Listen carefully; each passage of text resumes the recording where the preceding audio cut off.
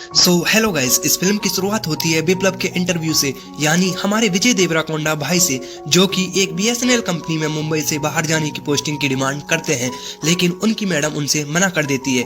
तभी यहाँ एक ऐसे शख्स की एंट्री होती है जिनकी अभी नई नई शादी हुई होती है और उन्हें जम्मू कश्मीर में पोस्टिंग मिली होती है, लेकिन इससे वो बहुत दुखी होते हैं। तभी विप्लव के मन में एक आइडिया आता है और वो उससे पोस्टिंग एक्सचेंज करने की बातें करता है, जिससे वो शख्स राजी हो जाता है और विप्लव को अपनी पोस्टिंग दे देता है।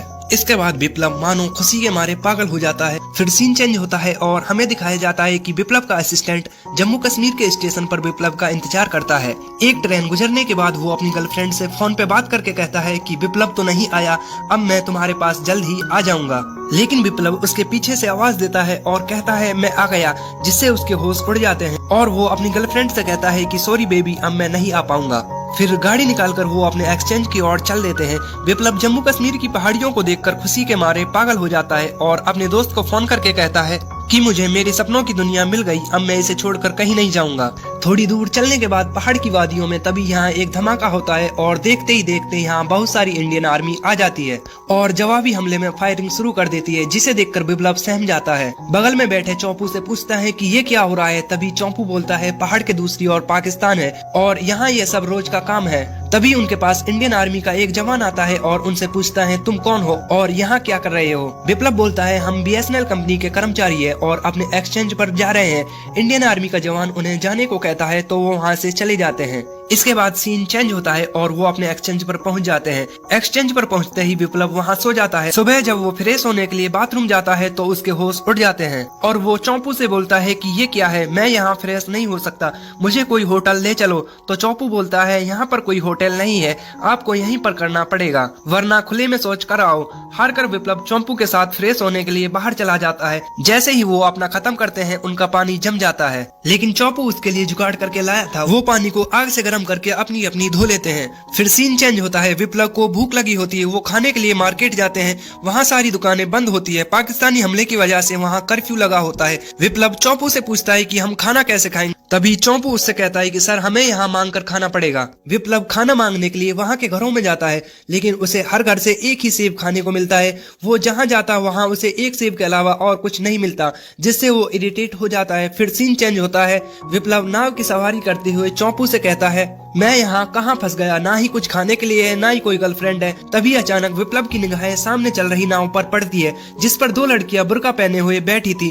विप्लव सुंदर सी लड़की को देखकर उस पे फिदा हो जाता है और उसकी नाव का पीछा करने लग जाता है। विप्लव चलते हुए उन लड़कियों से बातें करता है। वो लड़की विप्लव से पीछा छुड़ाने के लिए उससे झूठ बोल देती है और कहती है हम पाकिस्तान से आए हैं, इसका छोटा भाई फिरोज यहाँ गुम गया है और उसे ढूंढ रहे हैं, हमारा आतंकवादियों से भी कनेक्शन है, तुम हमारा पीछा छोड़ दो। फिर विप्लव वहां से टहलते हुए चला जाता है। वो बुरखे वाली लड़कियां एक भीड़ वाले इलाके में पहुंच जाती हैं। तभी उनके बॉस का कॉल आता है। वो पूछता है तुम कहाँ हो आराध्या। वो अपने बॉस से भी झूठ बोल देती है, कहती है हम जहाँ हैं वहाँ आतंकवादी हमला हुआ है, हम अभी नहीं आ सकते। दरअसल उस लड़की का नाम आराध्या था, वो वहाँ मंदिर में दर्शन करने के लिए आई थी। फिर अचानक विप्लव उनके पास पहुंच जाता है और उनसे पूछता है तुम यहाँ कैसे। विप्लव से वो फिर झूठ बोल देती है और कहती है हम यहाँ अपने भाई फिरोज को ढूंढ रहे हैं। विप्लव तभी एक ऊंची सी जगह खड़ी होकर आवाज देता है कोई यहाँ पर फिरोज है। वहाँ खड़े आतंकवादी एक एक करके अपना हाथ उठाते हैं और बोलते हैं मैं फिरोज हूँ, मैं फिरोज हूँ। विप्लव समझ नहीं पाता है। वो उनकी तरफ अपने हथियार लेकर आगे बढ़ते हैं।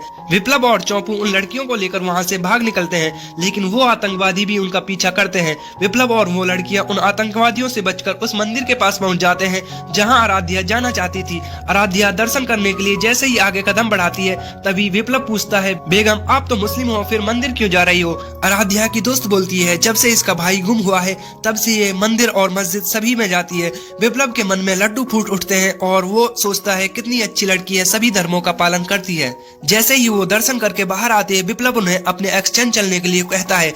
आराध्या और उसकी दोस्त विप्लव के साथ उनके एक्सचेंज चल देते हैं। विप्लव और चौपू बाहर बालकनी में सो जाते हैं और अंदर आराध्या और उसकी दोस्त सो जाती है। विप्लव रात में पानी पीने के बहाने से आराध्या को देखने के लिए अंदर जाता है और उससे कहता है बेगम प्यास लगी है, पानी पीने आ जाऊं क्या। इसके बाद सुबह का सीन आता है। विप्लव आराध्या के लिए मटन बिरयानी लाता है, जिसे देखकर आराध्या उल्टी कर देती है। विप्लव कहता है बेगम आप तो मुस्लिम हैं, तो इसे देखकर उल्टी क्यों कर रही हो। आराध्या अपने मन ही मन में कहती है मैं तो प्योर ब्राह्मण हूँ, एक झूठ के चक्कर में ये क्या क्या खिलाएगा। इसके बाद सीन चेंज होता है, जिसमें विप्लव चौपू के साथ शहर से फिरोज नाम के सभी अनाथ बच्चों को उठाकर अपने एक्सचेंज ले आते हैं और उन्हें एक एक करके आराध्या को दिखाता है। आराध्या कहती है कि इनमें से एक भी फिरोज नहीं है और वो अपने मन में पछताती है कि मेरे एक झूठ की वजह से ये कितना परेशानी उठा रहा है।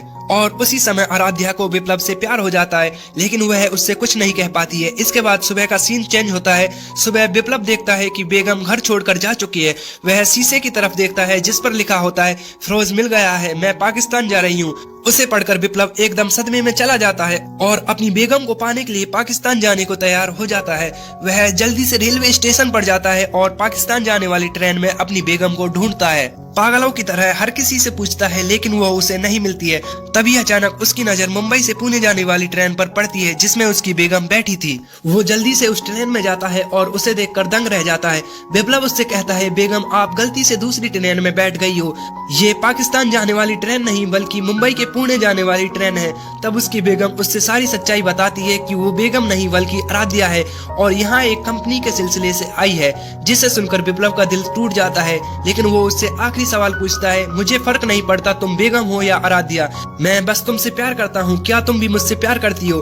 आराध्या बोलती है मैं भी तुमसे बहुत प्यार करती हूँ, जब तुम अनाथ बच्चों को मेरे पास लेकर आए थे मुझे तुमसे तभी प्यार हो गया था, लेकिन तुम समझ नहीं पाए थे। तो दोस्तों आज के लिए बस इतना ही, पार्ट 2 अभी बाकी है। वीडियो अच्छा लगा तो लाइक करना और कमेंट करके जरूर बताना पार्ट 1 कैसा लगा। पार्ट 2 के लिए चैनल को सब्सक्राइब करना ना भूलें। तब तक के लिए बाय बाय।